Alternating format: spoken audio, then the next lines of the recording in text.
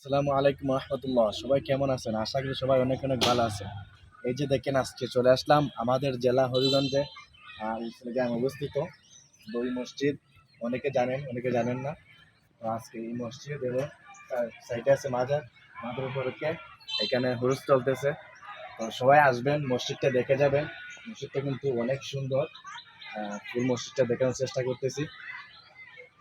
মসজিদটা বাহির থেকে যত সুন্দর, মসজিদটার ভিতরে দেখতে আরো অনেক সুন্দর। তো সেটা আপনাদেরকে দেখাতে পারতেছি না, কারণ মসজিদটা এখন লোক আছে। আর মসজিদটার ভিতরে নামাজ পড়তে অনেক আরাম লাগে এবং অনেক ভালো লাগে। যারা নামাজ পড়ছে তারাই বলতে পারবে। আমরা প্রায় সময় নামাজ পড়ি।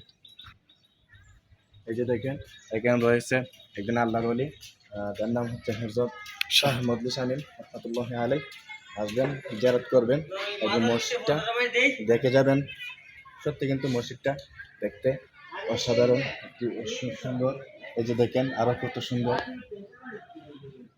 সবাই আসবেন, মসজিদে নামাজ পড়ে যাবেন। এই যে দেখেন মসজিদটা, এটাকে বলা হয় এই গরিব মসজিদ। এটা আমরা ছোটকাল থেকে শুনে আসছি।